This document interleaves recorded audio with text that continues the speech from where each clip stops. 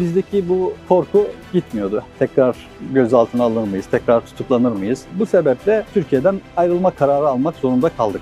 Memleketim olan Kocaeli'nin İzmit ilçesine döndüm ve orada hukuk bürosu açtım. 2019'a kadar çalıştık. Burada Uber şoförüyüm ben. Çocuklarımı beklerken New Jersey'deydim. New Jersey'de de Uber taşımacılık yapıyordum. Türkiye'de bulamadığımız adaleti Kuzey Irak'ta bulduk. Günde 7-8 saat çalışarak $5.000 gibi bir rakama ulaşabilirsiniz. 3-4 kişilik bir aile çok rahat geçinir. Adaleti olmayan devlet sizin devletiniz olmuyor. Devlet adaleti varsa devlettir. Duruşmadayız, karar verecek ama gerekçesini yazamıyor. Al sana liyakat, liyakat bu yani. Karar yazamıyor. Umuda yelken açabilmek için göç güzel bir sebep. Amerika Pittsburgh'dan herkese merhaba. Bu hafta tutunanlarda Türkiye'de önemli davalara da avukatlık yapmış olan Hüseyin Bacacı Bey ile beraberiz. Hüseyin Bey merhaba. Merhabalar. Çok güzel bir memleketiniz var. Teşekkür ederiz. Cenab-ı Allah'ın yarattığı güzelliklerden, güzel yerlerden birisi Pittsburgh'tasınız. Evet, güzel. Hüseyin Bey Türkiye'de avukattınız, buraya geldiniz. Şimdi burada ilk başlangıç itibariyle belki birçok kişinin yaptığı gibi Uber işi yapıyorsunuz. Bunları ileride konuşacağız ama ondan önce ben şöyle kısaca sizi bir tanımak istiyorum. Hüseyin Bacacı kimdir, nasıl bir evde doğdu? Hüseyin Bacacı 1982 Kocaeli Kandıra Çamkonak köyünde doğdu. Köyde doğdum yani köy çocuğuyum. 4 kardeşiz. Ben üçüncüyüm. Babam otobüs şoförü, annem ev hanımı. 7-8 yaşına kadar köyde yaşadım. Daha sonra Kandıra ilçesine taşındık. İlkokulu ilçede bitirdim. Ortaokulu ve liseyi Kandıra İmam Hatip Lisesi'nde okudum. Üniversite için İzmit Merkez ilçeye dershaneye gittik ve devamında üniversite İstanbul Maltepe Üniversitesi Hukuk Fakültesine 2002 yılında başladım ve 2007 yılında mezun oldum. Üniversite yılları nasıl geçti? Hatırladıkça hala çok özlediğim bir atmosferdi benim için. Anadolu'nun birçok farklı ilinden insanlarla tanıştım. Özellikle Türkiye'de hani Kürt sorunu meselesi hep diri tutulur, anlatılır. Kürt arkadaşlarımla orada tanıştım. Esasında aramızda bir problem olmadığını, onların da birbirimizle herhangi bir ayrışma olmadığını gördüm. Güzel bir 5 yıl oldu benim için. Okulu bitirdikten sonra meslek hayatınız nasıl oldu? 2007 yılında mezun oldum ben. 2008 yılında avukatlık stajını memleketim olan Kocaeli'nde yaptım. Düzce ilinde mesleğe başladım 2009 yılı. Evet. Orada 1,5 yıl kadar çalıştıktan sonra tekrar belli bir mesleki bilgi birikim edindikten sonra kendi memleketim olan Kocaeli'nin İzmit ilçesine döndüm ve orada hukuk bürosu açtım. 2019'a kadar çalıştık. Avukatlık yaparken böyle en özel davalarınız ne oldu diye sormuş olsam? Esasında benim hayatımın kırılma noktalarından birisi de 17-25 Aralık dediğimiz o siyasilerin çocuklarının adının karıştığı, bizzat siyasilerin adının karıştığı yolsuzluk davalarından sonra Türkiye genelinde bir hukuksuz operasyonlar zinciri başladı. Bu Kocaeli'de de olmuştu. 2014 yılının zannediyorum Kasım ayıydı. O dönemde yasal olarak yapılmış olan polis dinlemelerinin illegal olduğu iddiasıyla bir kısım polis memur ve müdürleri gözaltına alındı. Niye alındılar anlamadım. Usulsüz dinleme iddiasıyla. O dönemde Yani usulsüz dinleme, onu bir tarif eder misin kısaca? usulsüz dinleme şudur. Eğer bir polis tarafından yapılan dinleme kanuna uygun değilse ve bir mahkeme kararı olmaksızın yapıldıysa bu dinlemeye usulsüz diyebiliriz. Usulsüz, illegal dinleme diyebiliriz ama bu soruşturmaya konu olan dinlemelerin tamamı mahkeme kararı alınarak ve yasal dayanağı olarak yapılmış olan legal dinlemelerdi. Ama bunlar kamuoyuna yansıtıldı, illegal dinlemeler diye yansıtıldı. Bu polis memurlarının ve müdürlerinin bir kısmının ben vekilliğini üstlendim. İstihbarat polisleriydi bu gözaltına alınan kişiler. Yaptıkları dinlemelerin usulsüz olduğu iddiasıydı. Fakat mahkemeye çıktılar ve mahkemede de herhangi bir usulsüzlük olmadığı ortaya çıktı. Tamamı serbest kalmıştı. O tarihten sonra sürekli bir takibat altında olduğumuzu hissediyorduk. Gözaltı sürecinden sonra ben basın açıklaması yapmıştım adliyenin önünde. O sorguyu yapan, o takibat, o dosyayı yapan polis müdürlerinin hedefine oturtuldum ve 2014 yılı sonlarında iddiaları tamamen komik, daha sonra da yargılamaya dönen bir tefeci şahsın, organize suç şebekesi şahsın benim hakkımdaki bir iddiasına istinaden soruşturma açmışlar. Bu daha sonra 15 Temmuz sonrasında benim gözaltına alınmama ve tutuklanmama sebebiyet verecek bir noktaya geldi. Gözaltına alındım. 21 Temmuz 2016 tarihinde. Birkaç gün gözaltında kaldıktan sonra adli kontrol şartıyla serbest bırakılmıştım. 3 ay geçti. Ekim ayına geldik. 2016 Ekim ayına. Bu sefer eşim için bir gözaltı kararı çıkarılmış savcılık tarafından.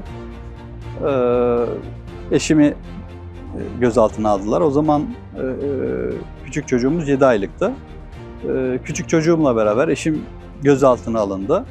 Eşim gözaltına aldıktan sonra ben de emniyete gittim eşimin ifadesine girmek için. Orada benim kullandığım telefonu da sormuşlar. Eşim bu telefonu eşim kullanıyor deyince beni de gözaltına aldılar. Aynı anda hem eşim hem ben hem de küçük bebeğimiz gözaltındaydık. Tarih 25 Ekim 2016'ydı. Herhangi bir hukuki delil olmaksızın şu an Türkiye'de rejimin yüz binlerce insanı mağdur ettiği gerekçelerle, benzer gerekçelerle tutuklandım. Hanımı adli kontrol şartıyla bebek küçük olduğu için biraz insaflı bir yaklaşımla serbest bıraktılar. Yani hakkındaki soruşturma devam ediyordu. 15 ay kadar tutuklu kaldım. Yargılamam sürerken beni tahliye ettiler. Tutuksuz yargılanmak üzere. Fakat bizdeki bu korku gitmiyordu. Her sabah tekrar gözaltına alınır mıyız, tekrar tutuklanır mıyız? Huzursuzluk had safhadaydı. Bu sebeple Türkiye'den ayrılma kararı almak zorunda kaldık. Ülkemizi 2019 Ağustos ayında terk ettik. Türkiye'nin sınır komşusu olan bir ülkeye geçtik. Orada da biraz problemler yaşadık. Hukuki manada problemler yaşadık. Bir ay 30-35 gün kadar hem ben hem çocuklarım, eşim ayrı ayrı yerlerde tutuklu kaldık. Kuzey Irak'taydık, Kürdistan bölgesinde. Kuzey Irak'ta Erbil şehrinde cezaevine konuldum ben. Kısmi bir süreli esaretten sonra serbest bırakıldık. Bir yargılama söz konusu oldu ve orada beraat ettik. Türkiye'de bulamadığımız... Yargılama nedeni neydi? Pasaportlarla ilgili bir problem olduğu düşüncesiyle yargılandık ama daha sonra orada Türkiye'de bulamadığımız adaleti Kuzey Irak'ta bulduk. Benim Amerika'ya turist vizem vardı. Eşimin ve çocukların yoktu. Eşimi ve çocukları Kuzey Irak'ta bıraktım. 2020 yılının Şubat ayında Erbil, Dubai, New York üzerinden Amerika'ya geldik. Burada hayat nasıl başladı? Zordu. İlk başlarda zordu çünkü hanımı ve çocukları başka bir, üçüncü bir ülkede bırakmak zorunda kaldım. Dil problemimiz var. Mesleğimizi burada yapamıyoruz. Fakat bu süreç hızlı atlatıldı. Burada da güzel insanlar var, güzel arkadaşlarımız var. Onların desteğiyle çok hızlı şekilde bu süreci atlattık. Çocukların gelişi? Çocuklarımı 2 yıl kadar bekledim. 2020'nin 12-13 Şubat'ında bırakmıştım onları Kuzey Irak'ta. 2022'nin 9 Mart'ında da New York'ta 2 yıllık ayrılığımız son buldu. Çocuklarımı beklerken New Jersey'deydim. New Jersey'de de Uber taşımacılık yapıyordum. Çocuklarımın gelmesini mütakip ailemle beraber şu an bulunduğumuz Pensilvanya'nın Pittsburgh şehrine taşındık. Şehir esasında çelik endüstrisinin, sanayisinin doğduğu yer olarak biliniyor. Burada imal edilen çeliklerle Manhattan'daki o bildiğimiz kuleler inşa edilmiş. 70'lerden itibaren çelik fabrikaları iş gücü maliyetleri sebebiyle ülke dışına taşınmış. Şehrin yöneticileri de şehrin finansal kaynaklarını çeşitlendirebilmek adına projeler üretiyorlar. Bunlar işte eğitim, özellikle kültür ve sanat etkinliklerini fazlalaştırmışlar. Pittsburgh'da bilinen 7-8 üniversite var ve çok ciddi bir öğrenci kapasitesine sahip. Şu an burada ne iş yapıyorsunuz? Burada Uber şoförüyüm ben. Tam bu noktada şunu sormak istiyorum. Bir insan Türkiye'den buraya gelip Uber yaparsa burada hayatını kazanıp ailesini geçindirebilir mi? Çalışma izni varsa, ehliyeti varsa, bir aracı varsa, Uber'in belli kriterleri var. Bunları karşılayabilecek bir nitelikte araca sahipse Kısa bir hesap yapmak gerekirse saatlik 25 dolardan günde 7-8 saat çalışarak 200 dolar gibi bir rakama çok rahat ulaşabilirsiniz. Dolayısıyla ayda 25 gün, 26 gün çalışarak 5.000 dolar gibi bir rakama ulaşabilirsiniz. 2.000 dolar kiraya ve faturalara harcadığınızda geriye 3.000 dolar gibi bir rakam kalır. 3.000 dolar gibi bir rakamla da normal 3-4 kişilik bir aile çok rahat geçinir. Benim anladığım Türkiye'den göç edip başka bir dünyada hayat kurmak isteyen insanlar özellikle Amerika özelinde Uber yaparak çok rahat başlangıçta hayatlarını idame ettirebilirler. Evet. O zaman çok korkmalarına da gerek yok. Bence de. Peki dil konusunda dilde ciddi bir yeterlilik gerekiyor mu Uber yapmak için? Bence gerekmiyor. Belli basit diyaloglar geçerli Uber'de. İlk başlarda belli bir zorluk seviyesi oluyor ama birkaç ayda atlatıyorsunuz. Zaten psikolojik olarak bir özgüven geldikten sonra problem kalmıyor. Ayrıca bir de pratik yapma açısından da yolculuk esnasında bazı yolcular konuşmaya çok açık, diyaloğa çok açık oluyorlar. Ücretsiz hem para kazanıp hem de pratik yapma, konuşma pratiği yapma imkanınız oluyor. Yani sosyalleşmeyle alakalı da bir Evet. fırsat yani. Evet, kültürü tanıma açısından güzel bir imkan oluyor. O zaman Uber yapmak için bir engel yok. Bence yok. O Evet, zaman öyle göç dinliyorum. etmek için de bir engel yok. O büyük dünyaya yelken açma konusunda insanlar endişe duyabiliyorlar, korkabiliyorlar. Amerika o anlamda korkulacak bir yer mi? Hayır. Kesinlikle hayır. Yani Oraya gidersem aç kalırım düşüncesi var insanlarda.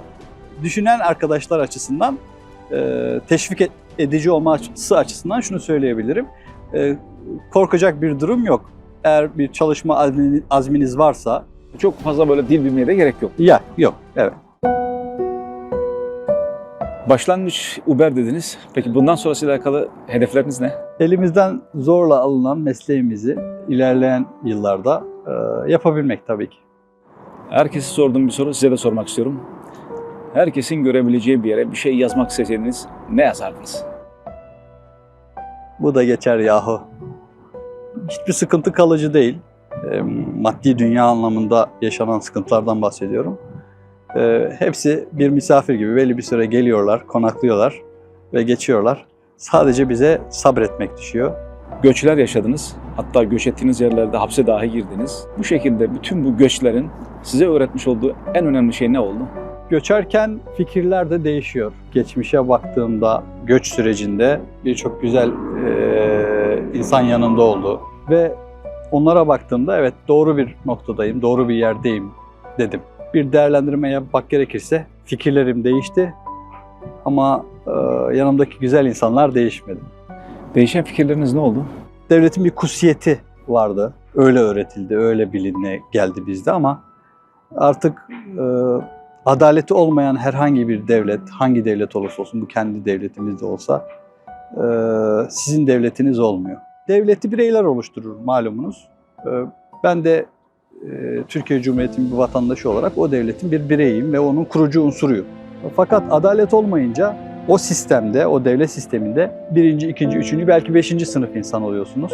O kutsadığınız şey tarafından sopalanıyorsunuz, dayak yiyorsunuz. Sizin vergilerinizle ayakta tuttuğunuz yapı size zulmeden bir araç haline geliyor. Hiçbir suç işlemediğiniz halde, kanunlara uyduğunuz halde, trafik cezası bile almamaya çalıştığınız bir ortamda sizi çok ciddi suçlarla itham ediyorlar. Dolayısıyla kafanızdaki bu tabular, devletin kutsiyeti vesaire yıkılıyor. Devlet adaleti varsa devlettir. Bu gibi birçok düşünce var değişen bende. Peki topluma karşı değişen bir şey var mı? Kırgınlıklarım yok değil, var. Yapılan zulme taraf olmasalardı, ses çıkarmayabilirlerdi ama taraf olmasalardı diye düşünüyorum. Tercihlerinizden dolayı pişman mısınız? Yok, hayır, değil. Vicdanen çok rahatım, yanlış bir şey yapmadım. Ve ülkeme karşı, ülke insanıma karşı herhangi bir hatam, kusurum, suçum olmadığı için çok rahatım. Peki hukukta liyakat var mı bugün?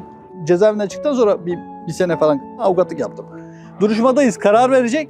Karar verecek ama veremiyor kızcağız, yazamıyor. Yani davayı kabul edecek ama gerekçesini yazamıyor. Liyakat de, al sana liyakat bu yani. Karar yazamıyor. 15.000 tane hakim savcı var. Hepinizi tekrar oryantasyona alıyorum diyeceksin. Herkes sınava tabi tutacağım diyeceksin. İkinci bir uzmanlık sınavı diyeceksin. %90 eğlenir.